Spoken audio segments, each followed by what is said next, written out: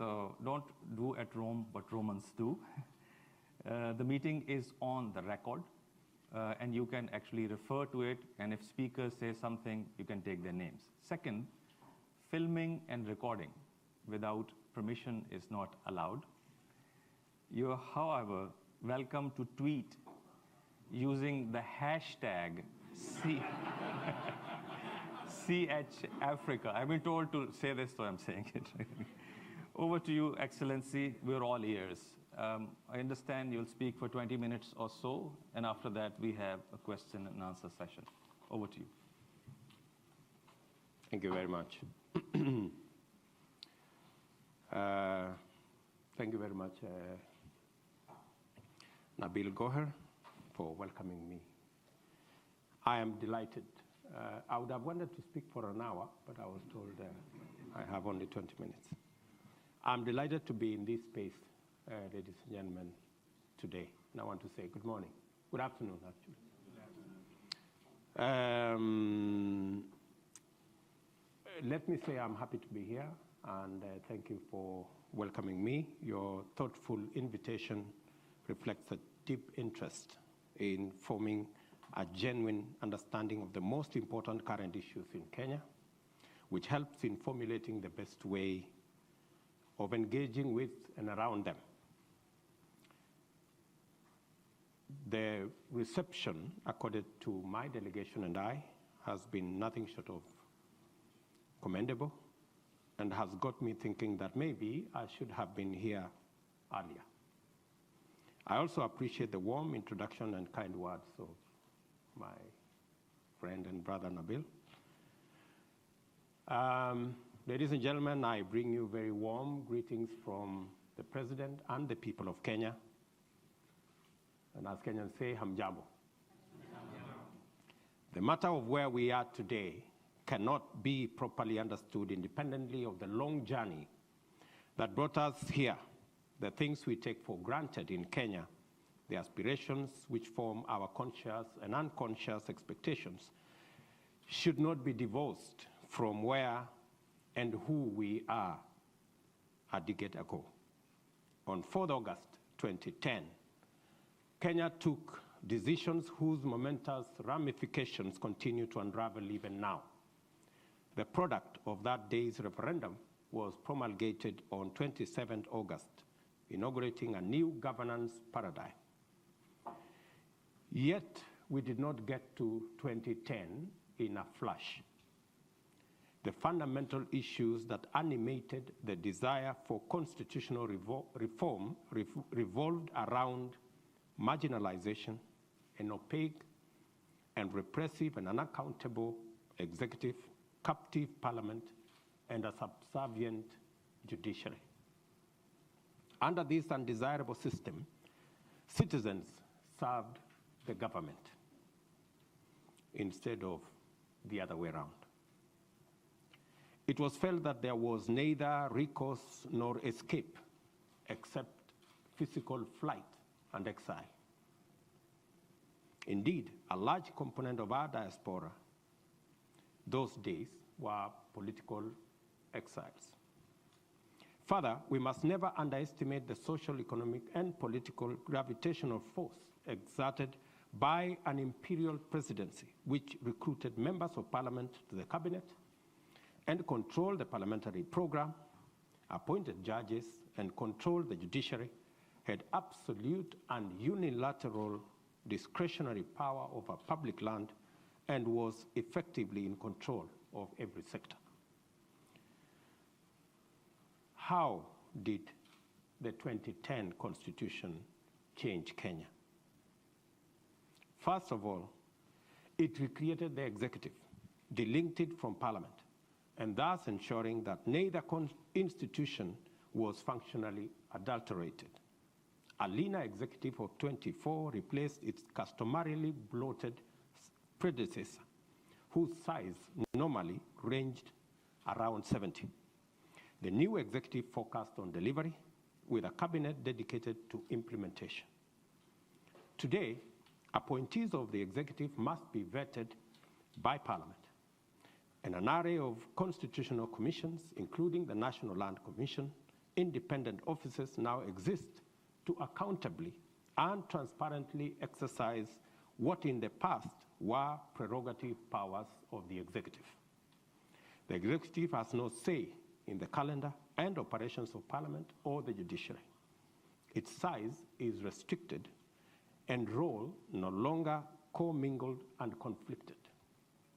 The single most important instrument of policy making, the budget, has been demystified. There are no more secrets around the Treasury's ministerial briefcase, which in days past was the focal point of public obsession and mystery. There are no more gray areas. The people must participate and Parliament must decide.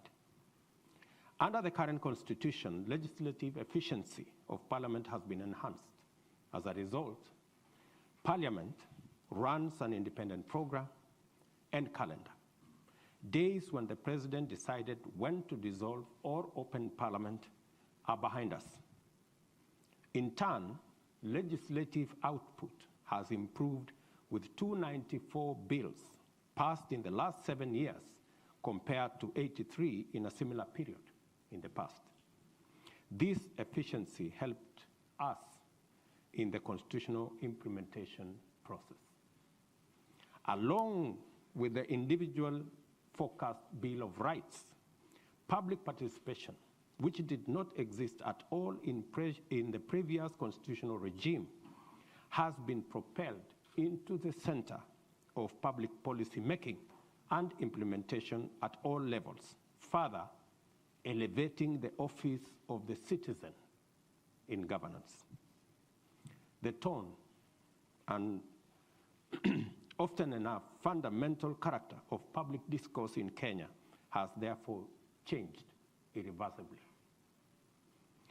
This recalibration of government arms and institutions has produced efficiency, which has been manifested throughout all levels of governance. The Constitution therefore has dispersed power horizontally between arms of government and independent institutions and devolved it to 47 county governments. At the county level, resources are targeted at locally developed priorities. The best manifestation of devolution in practice lies in the domain of health services. The achievements made by devolved health services traverse many facettes, as well as expansion that go far beyond what was imaginable before the new constitution. County governments inherited a total, for example, of 874 doctors. To date, 4,637 new doctors have been hired, while from 6,620 nurses inherited before devolution, new recruitment has increased the number to 25,595 in the first 5 years of devolution. Additionally, 52,969 community health workers have also been recruited. For the very first time since independence, a cesarean section birth was performed in Mandera in 2014, open heart surgery in Mombasa County in 2015, and a brain surgery in Embu last year. Before devolution, these services were only possible in Nairobi and at a great expense. The Judicial Service Commission has an independent budget and manages the appointment, promotion, and discipline of judges. As we worked on the implementation of the 2010 Constitution, President Kenyatta and I realized the political culture that revolved around personality cults, tribal parties, and ethnic contests needed to be done away with. In essence, the political software and architecture needed to be changed. Everyone agrees that 2007-2008 period brought Kenya to the precipice of an abyss. We resolved to apply lessons learned from that dark and tragic passage to shift the country's political trajectory and change the political culture. For many reasons, it was widely accepted that the communities popularly seen as protagonists could never be reconciled sufficiently to cooperate in any respect or at all. A firmly maintained faulty strategic assumption in Kenya's political practice was that the enmity between communities in the Rift Valley, for example, and central Kenya was eternal, and that productive engagement between their leaders was utterly impossible. Under these conditions, Kenyan politics was organized around negative ethnicity, or what Professor John Londe has termed political tribalism. While cognizant of this lazy dogma, we decided to change this assumption and forge a new political paradigm that brought communities and leaders expected to be perpetually hostile and antagonistic to the sphere of conciliation, collaboration, and cohesion.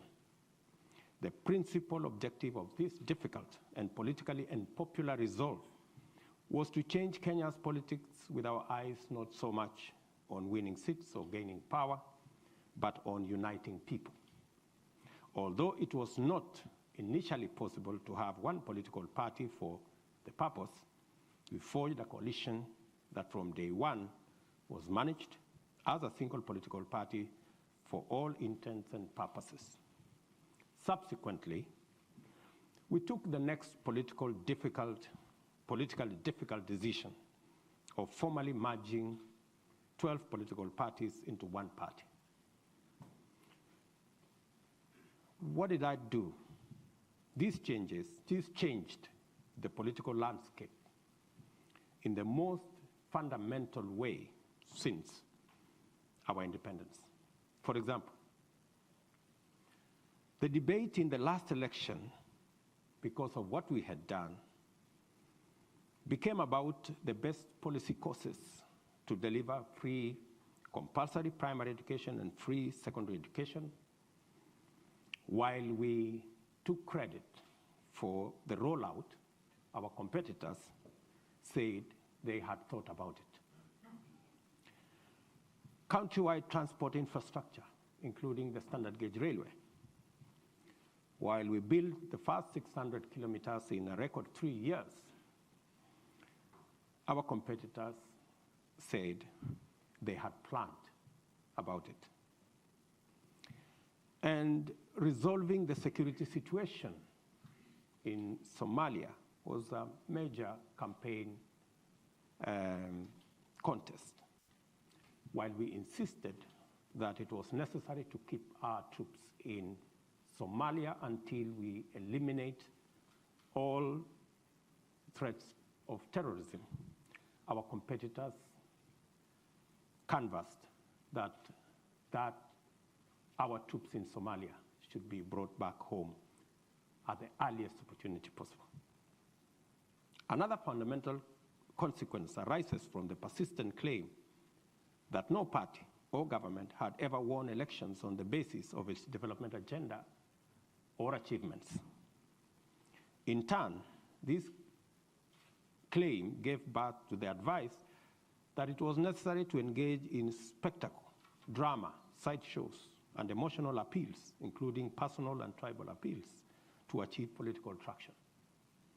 President Kenyatta and I prosecuted our last election campaign in terms of what our government had achieved and on the basis of solid evidence that was to be done on what was to be done in the next 5 years. The outcome of that election affirmed our thesis and debunked long-held but spurious suppositions.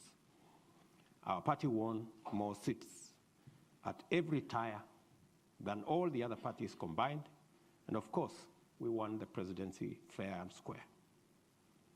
In pursuing a systematic program of de-ethnicizing politics and running a competent administration, we have managed to achieve huge transformation for Kenya.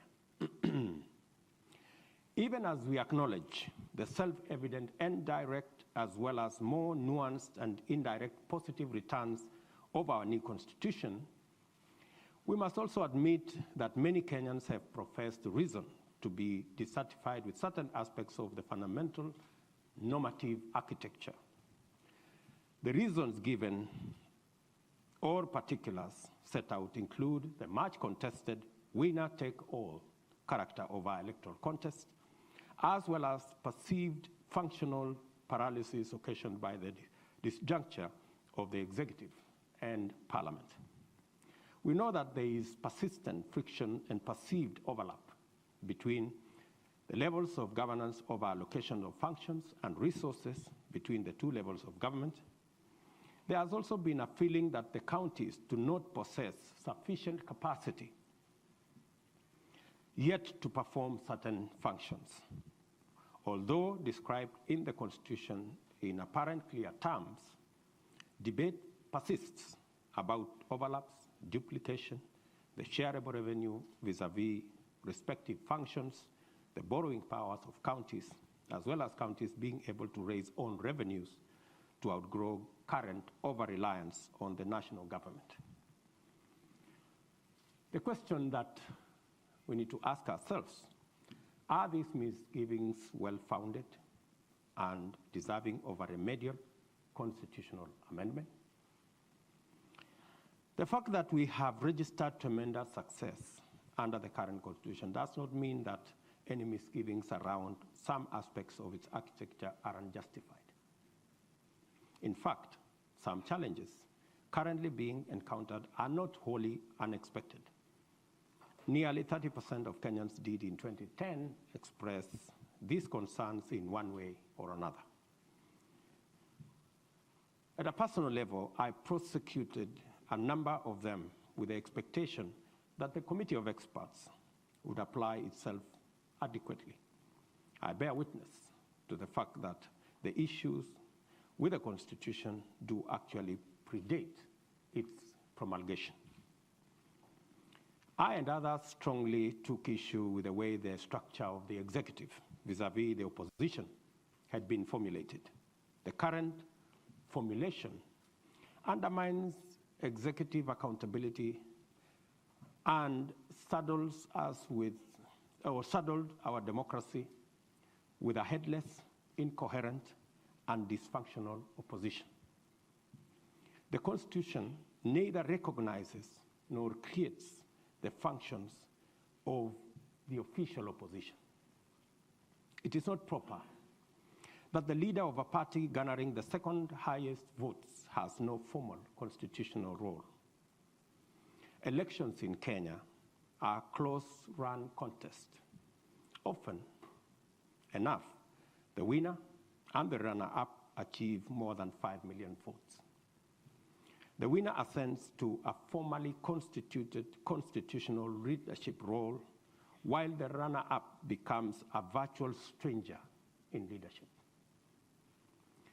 I have heard some suggestions, even by opposition leaders, that the national executive should be expanded to include a prime minister as well as 2 deputies as a means of addressing the winner-take-all challenge. I don't know how that is supposed to be achieved, because this suggestion has 2 problems.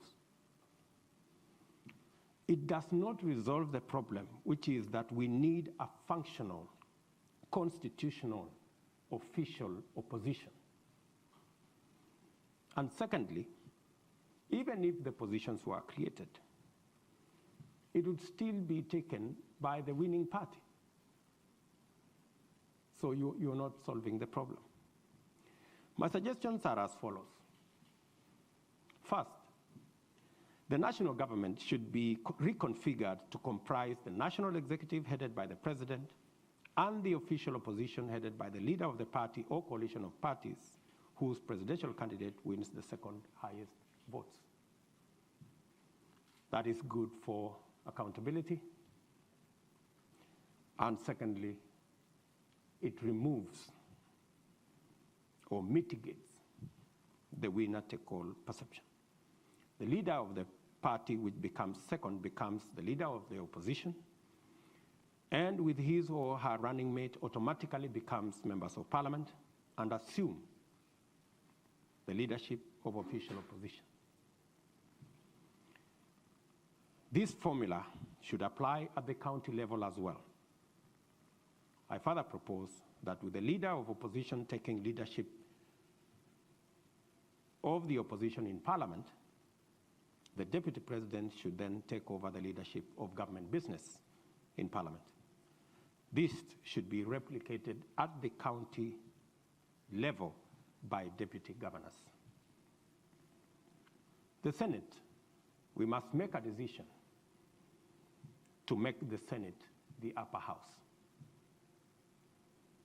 because as currently formulated, the Senate is something in between many things. Thirdly, cabinet secretaries should be ex officio members of parliament and must attend sittings of parliament at least once a week, and whenever required to answer questions on the floor of the House. This will remove the perception that there is a disconnect between the executive and the legislature. I, however, maintain that members of cabinet should not be elected members of parliament. Fourthly, we must resolve once and for all the mechanism for the attainment of the 2/3 gender rule. We must apply ourselves to it, we must deal with it, and we must overcome it. Having said this, I know I'm pressed for time. Having said this, the next question is, do we have the constitutional moment to prosecute these reforms? Let me put this question in context. Constitutional implementation is still underway, and gradually we see gains building up. For example, in the first election in 2013, no woman was elected governor. Yet in 2017, 3 women, in Kitui, Bomet, and Kirinyaga, were elected as governors. In 2013, we had no female elected senator.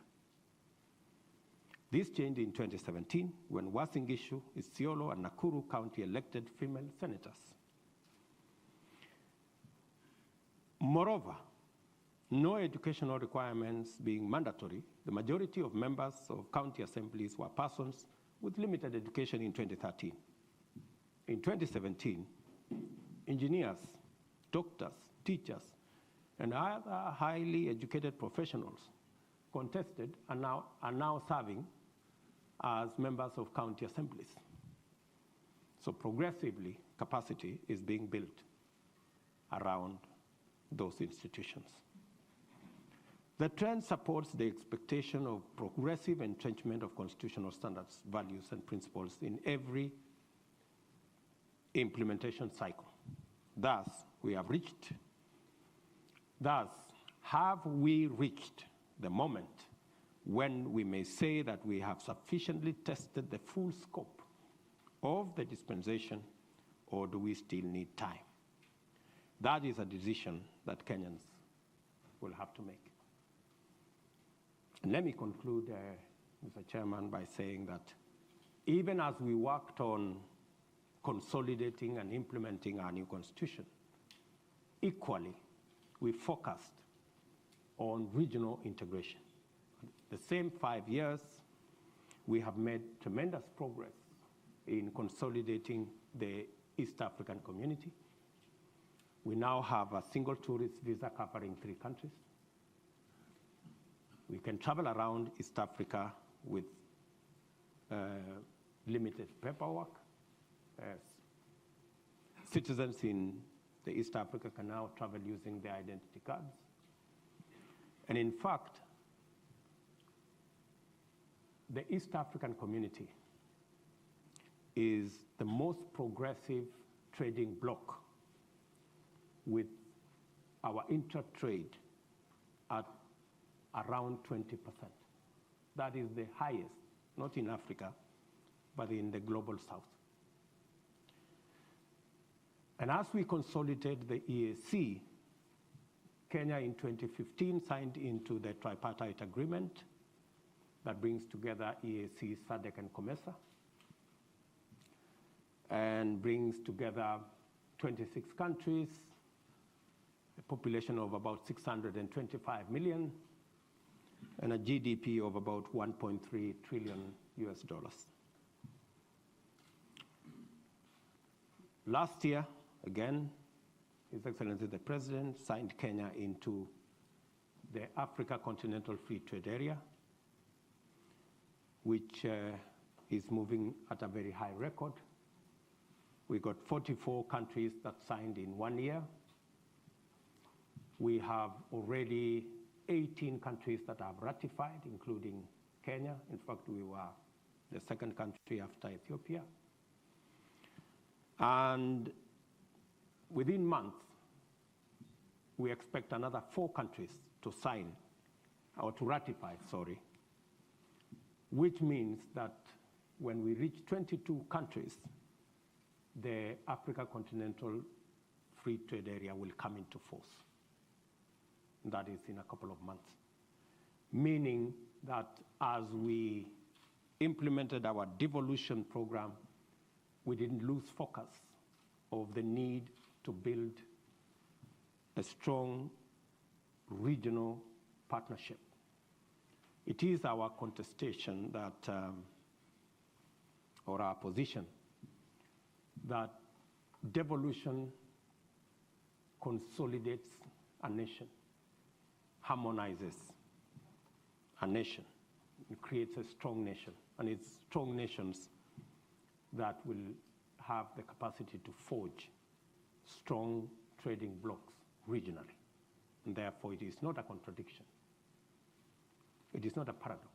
It is a continuum from devolution to integration.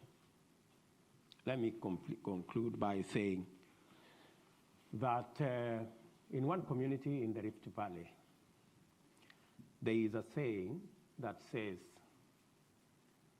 Karigay Kipset Agiptep. Do you understand the chant? In essence, it says something like this, that the person who works very hard, or the bold guy, or the courageous person, sometimes achieves as much as the coward, or the lazy guy. How so? It was said in this community that when there used to be, in the old context,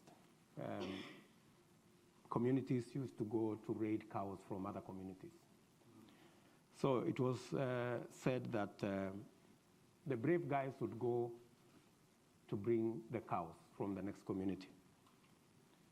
The coward and the lazy guy would remain at home because he's scared to go, because it was a dangerous adventure. But in the process, he would give birth to girls while he was hanging around. So when the others came back, they had to pay bride price.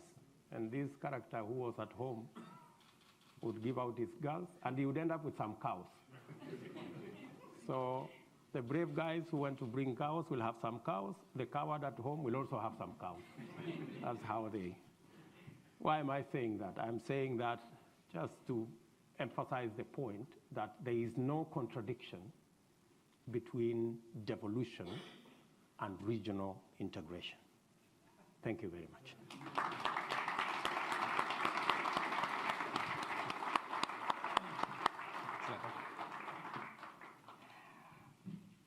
Thank you very much, His Excellency, for your very concise and convincing expose. I am enthused. You have covered a lot in a short period of time, starting from the regional issues. You have touched upon the national issues, devolution, as well as a lot of innovative work which is being done in terms of the constitutional reform, which is still ongoing. Now, if I may, for 30 seconds, have my Commonwealth hat and appreciate that Kenya is a valued member of the Commonwealth, currently the chair of the CMAG, which is Commonwealth Ministerial Action Group, which is the custodian of Commonwealth values and principles. We're going to have our Women's Affairs Ministers meeting in Kenya in this year, and also a lot of work which we are doing in the area of trade and debt management with Kenya. We move on to question and answer session. We have good 25 minutes. So you will give me 2 minutes to set the rules, right? Okay. I see many hands. So of course, this was wonderful, I can tell. To start with, when you raise your hand, I will identify you. Please identify yourself when you are identified by me. I hope you understand it. I understood at the end, what you said, Excellency. And when colleagues are here with the roving mics, once you are identified, the roving mic will be with you. And I will request you to be clear and concise in your questions so that you allow others also to ask questions.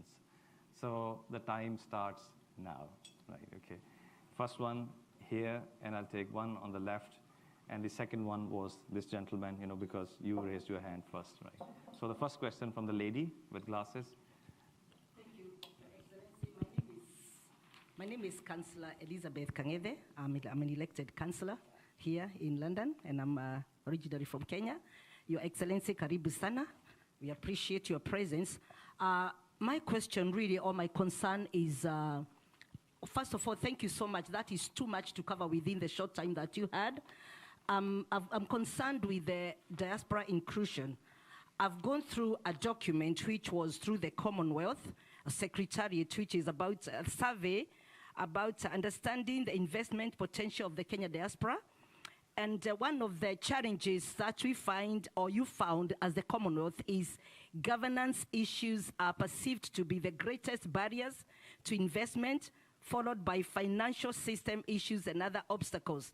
Now we find that I think even the policies have taken so long, and we in the diaspora, every time we talk about inclusion, we find that it's taken so long. So looking at especially that particular survey, there's nothing much that has happened, and we really feel concerned. And it's a shame that you didn't even have time to talk to the diaspora, having visited us for the first time. We were looking forward to have a meeting with you so that we can really discuss some of these issues that we really feel that they are pressing us in the diaspora, who feel that we have got a lot to offer. There's a lot that we can do to support our country as much as we are working or living here. So I don't know about that. I think you have made your point. Please be respectful to others' time. Yes, this gentleman in the middle. Yeah. Oh, sorry, is that over there? Yeah. Deputy President, thanks very much. I'm Tom Wilson from the Financial Times. David Murathi, the former vice chairman of the Jubilee Coalition, has been quite publicly critical of you in recent weeks. He resigned from his position, and he's criticised some of your track record, and he's made allegations of corruption. I haven't heard you respond to those allegations, so I wondered if you could respond today and potentially comment on your ambitions personally for 2022. Thank you. All right. I'll take one more question from this gentleman, and then we'll go back to His Excellency. Yes, this gentleman. Yes.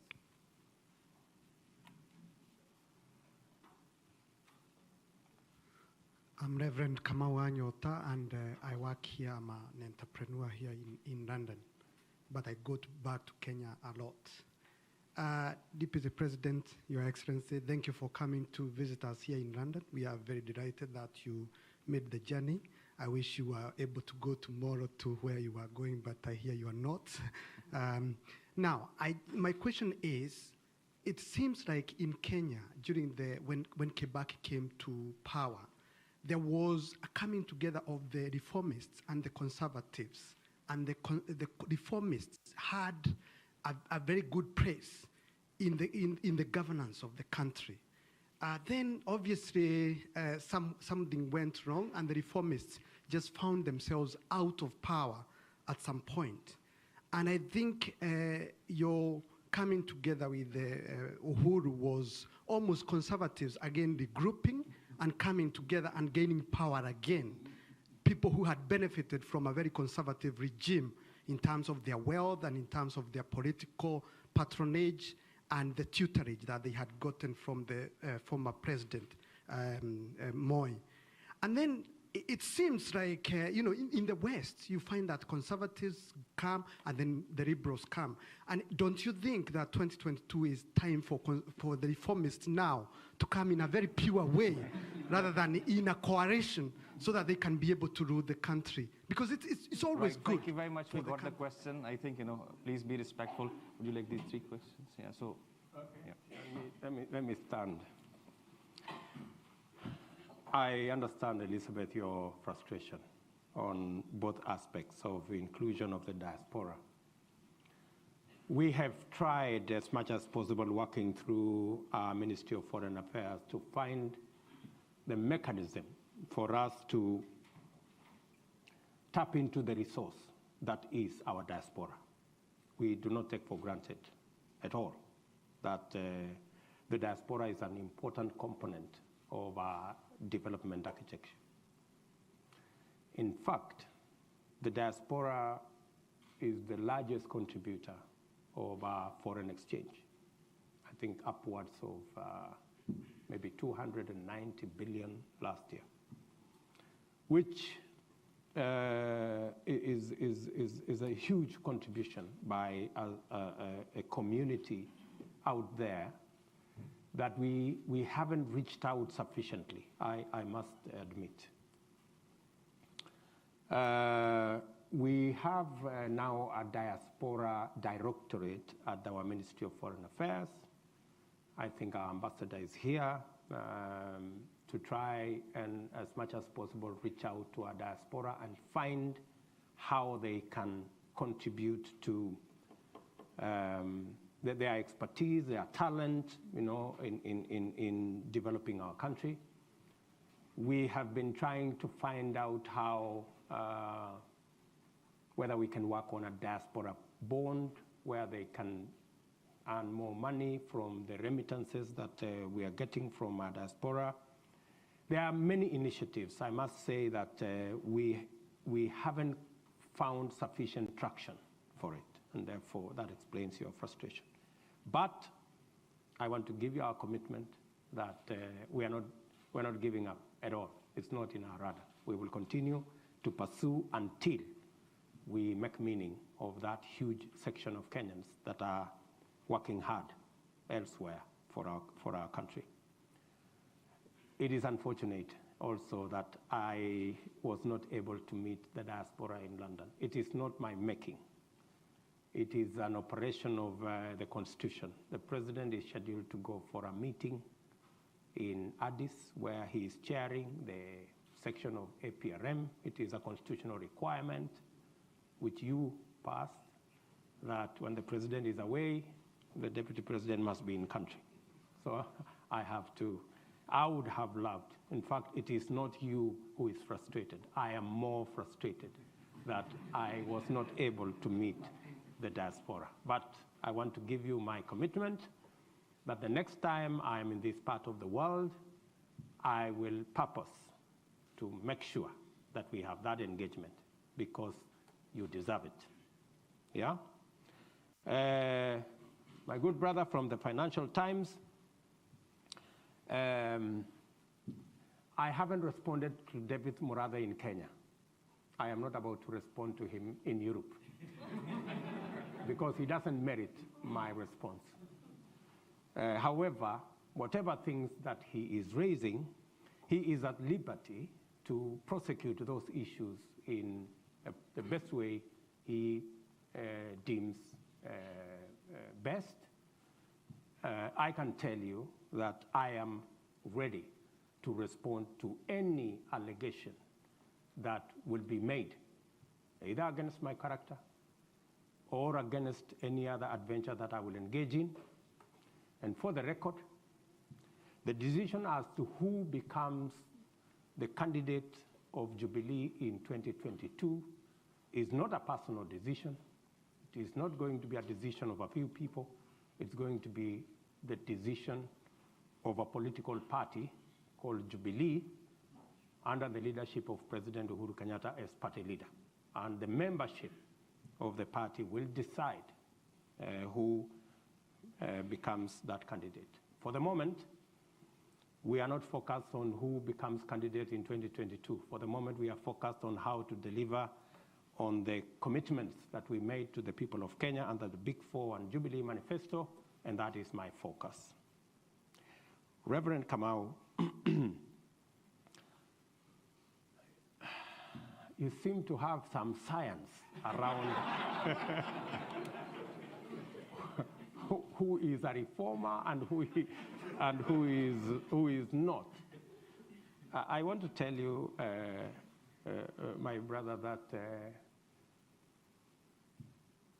if you, for 1 minute, imagine that the people who came together in 2003 were any different from us, I want to tell you, you are dead wrong.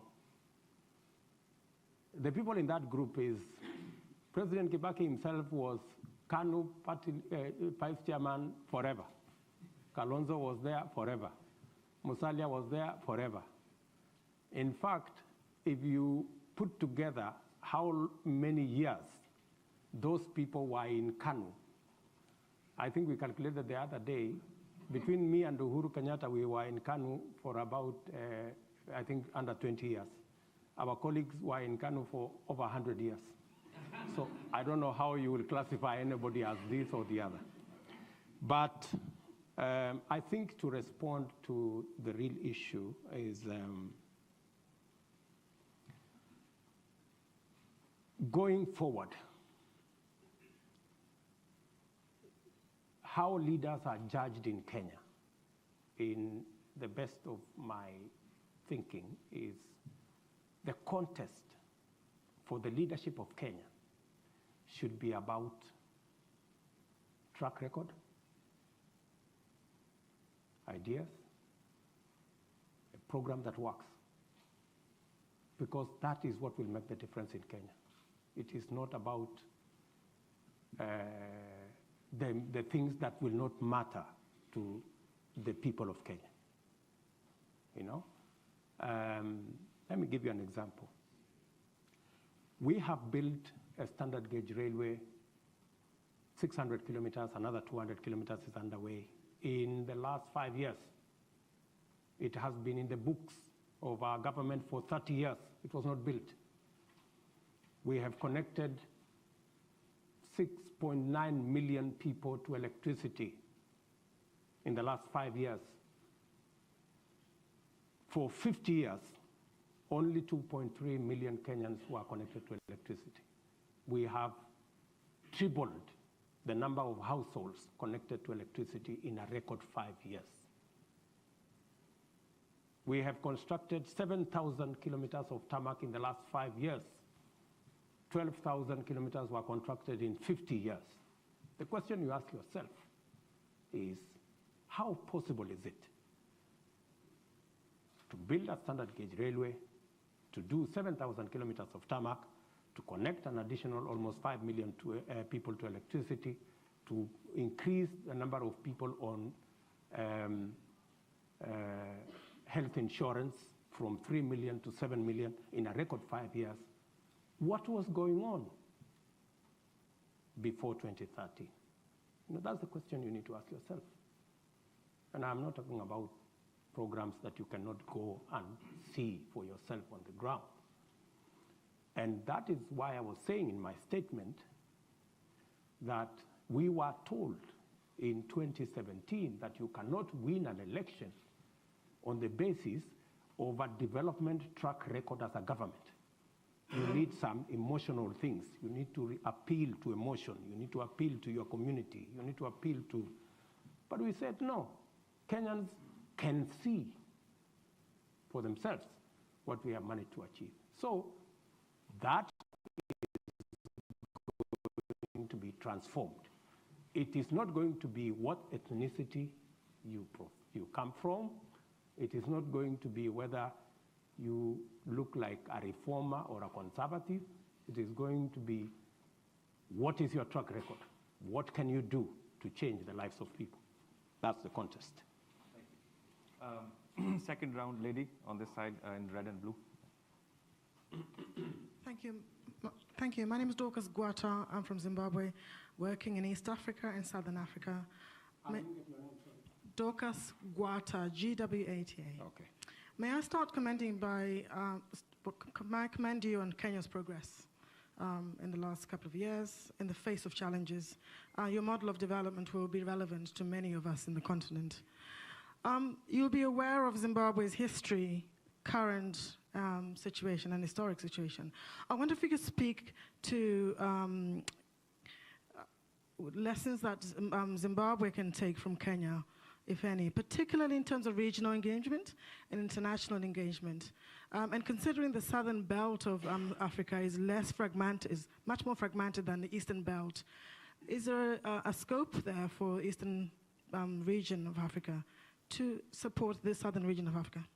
Thank you. There's a young perspective. We didn't have it, so you have it. Go ahead. Thank you. Your Excellency, welcome to London, and thank you for a lovely speech. Now, you mentioned accountability and security issues, and you mentioned constitutional reform. Many issues which basically, when you're talking about investments in Kenya in the next 20 years to 25 years, will impact how we progress forward. Now, my name is Fataya Gela, I forgot to say that. I do write on international conflict regulation for Somaliland Sun, and I am involved as well with youth work and Somali women in London.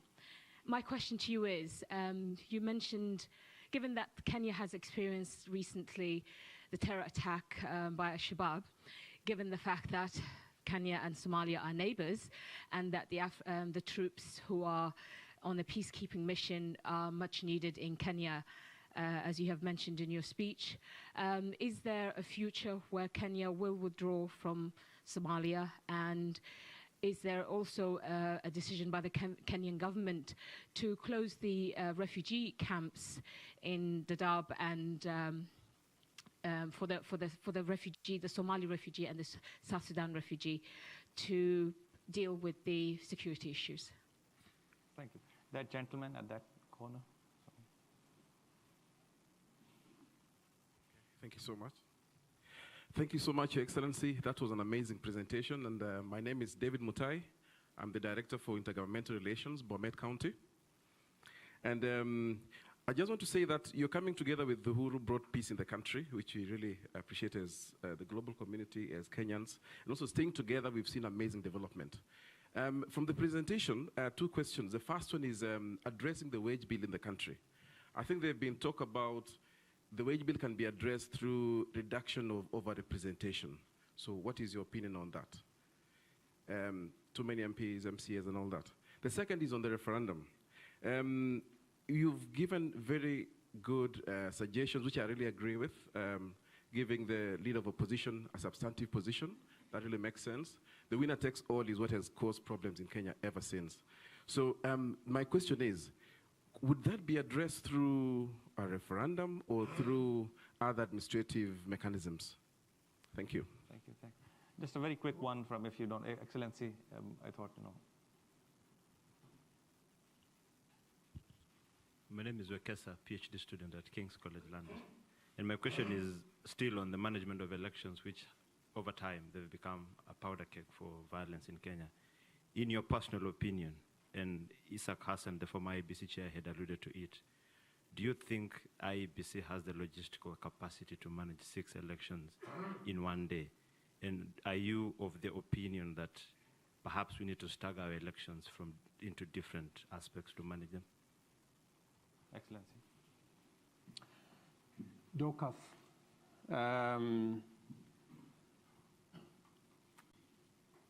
I think the whole development space is replete with lessons, failures, in one measure or another. I strongly believe that we are consolidating the continent, and we are learning things from SADC, where Zimbabwe is a member. They are learning things from EAC. We believe that the fragmented nature of the market in our continent is what has limited our capability to engage with other trading blocs across the globe. The coming together of SADC, EAC, and COMESA, and I believe Zimbabwe is both a member of COMESA and SADC, will give us the necessary impetus for us to consolidate our markets and for us to share experiences. What we have gotten right in EAC, and that is why we've pushed the intra-trade to 20% when it is still 12% in SADC and COMESA, are lessons that we can bring on board. The fact that, and this is very exciting for me, the fact that the Africa Continental Free Trade Area has been signed by 44 countries in a record 1 year and ratified by 18 countries so far. And the horizon looks really promising that we should be able to have that Continental Free Trade Area come into force, at least this year. That gives me optimism that the continent, countries in the continent, including Zimbabwe, learning from Kenya, working with all our neighbors, we should be able to get our act together, be able to negotiate much more effectively, be able to project ourselves in a manner that we can take our rightful place in the trade that goes on around this globe. Speaking to it, of all the international trade that goes on, Africa accounts for only 3% of it. So we have potential, but we need to get organized. And that is what I would say, that countries like Kenya, like Zimbabwe, must be at the forefront in ensuring that we all benefit from this coming together.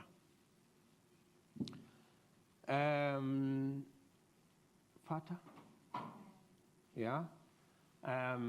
About our experience in Somalia and the Horn of Africa in general to do with refugees and terrorism, I have the following to say. We did sign between Kenya, the UNHCR, and Somalia an agreement on the safe voluntary return of refugees from Kenya to Somalia. And a lot of progress. I was in Dadaab, I think 4 months ago. A lot of progress has been achieved. Close to 100,000 refugees have gone under that voluntary agreement on their own. They've gone back home because of the stabilization that has gone on by AMISOM in Somalia.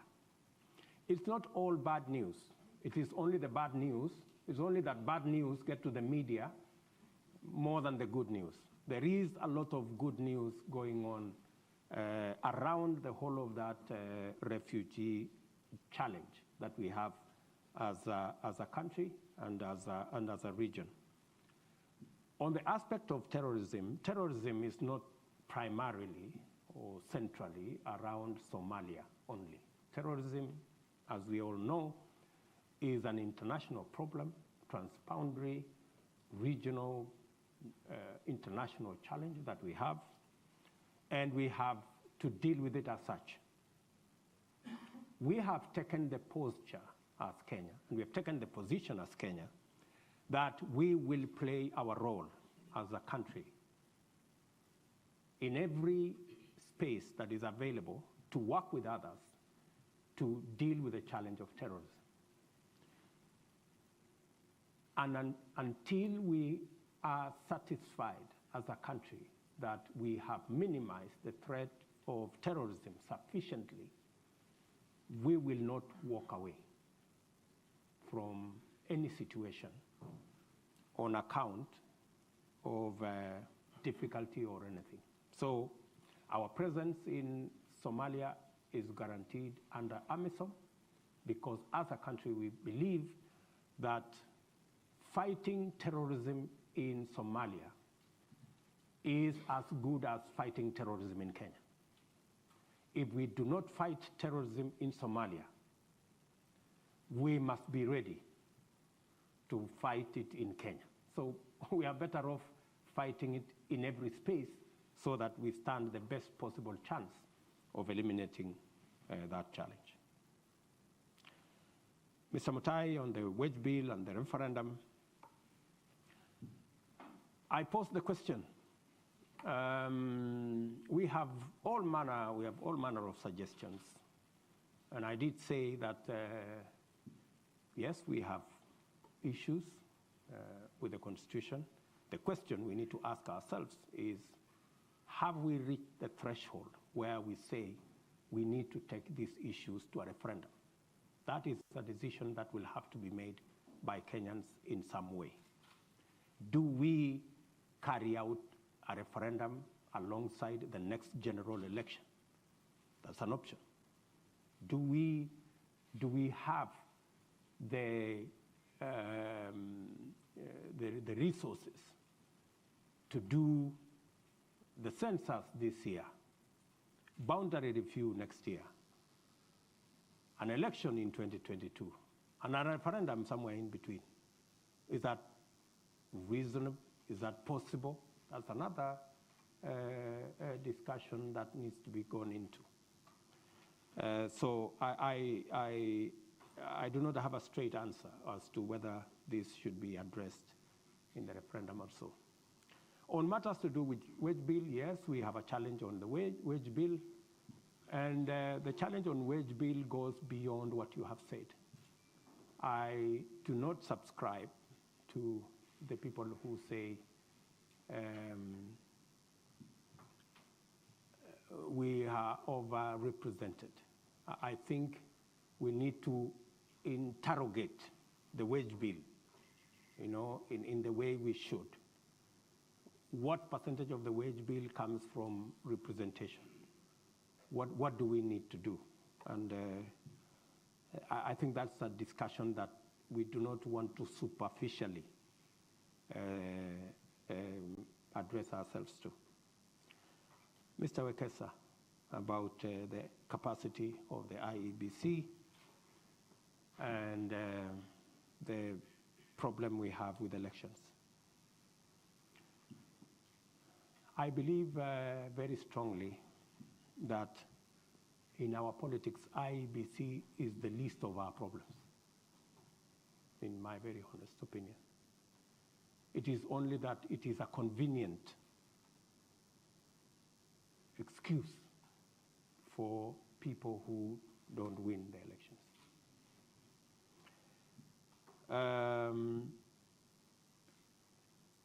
The real problem in our country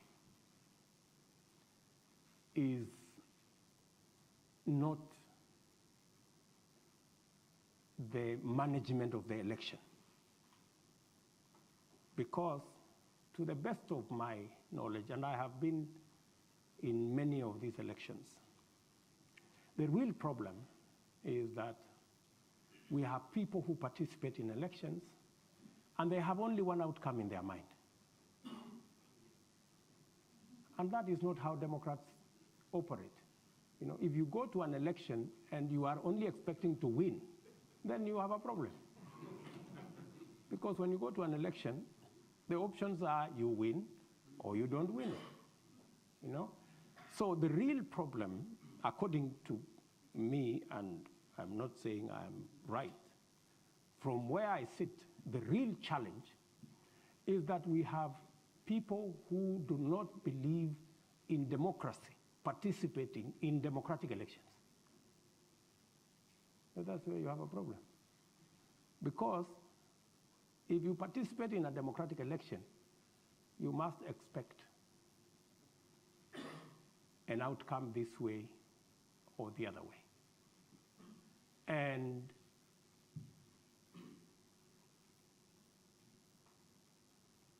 for example, in 2017, the year before last, the presidential elections were nullified in Kenya, where I was running mate of Uhuru Kenyatta. So our election was nullified by the Supreme Court. We had serious misgivings about what the Supreme Court did. But we said, fine, we are Democrats. We said we are going to participate in an election. The Constitution provides that if the Supreme Court have power to nullify the election, if they so deem, and they've ordered us to go back to an election, we went back to an election where we were persuaded beyond reasonable doubt that we had won the election. How do I say we had won the election? We had won more seats in every category. We won 800 MCAs out of 1,400. We won 216 members of parliament out of a possible 350. We won more women reps than our competitors combined. We won more governors than our competitors combined. We won more senators than our competitors combined. How possible was it that we lost the presidential election? Doesn't make sense. So, but as Democrats, we went back to the election. So the problem in Kenya are the people who refuse the outcome of an election. That is when things run amok. I think the remedy is that going forward, we should only allow Democrats to participate in elections.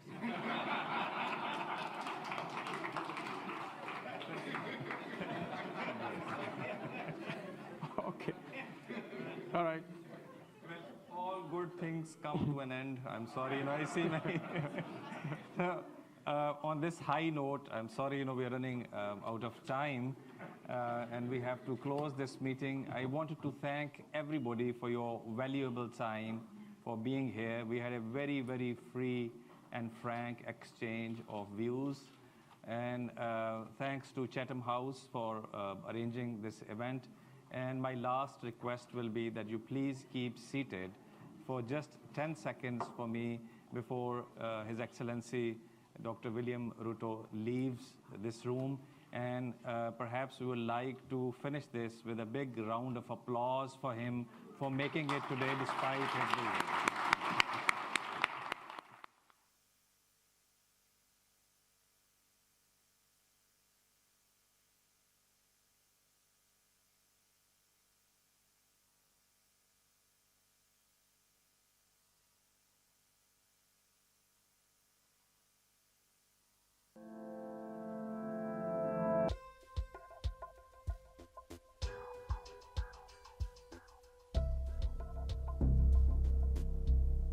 Well, good afternoon, everybody.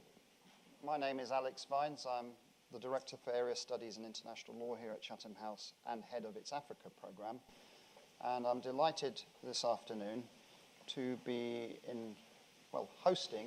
receiving the Right Honourable Raila Odinga, the party leader of ODM, back to Chattam House.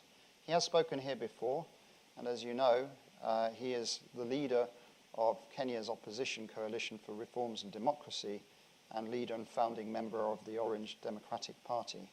He served as Prime Minister of Kenya from 2008 to 2013, and prior to that held senior political positions including Minister of Roads, Public Works and Housing, and as Minister of Energy. He was appointed also as the conflict resolution issues in Mozambique, Burundi, Nigeria and Zimbabwe in collaboration with the International Republican Institute. I'm personally very grateful to you, Raila, for coming today. I know you've just come back from a busy time in the US. I think you attended the Republican convention, did you not? Democratic one, sorry.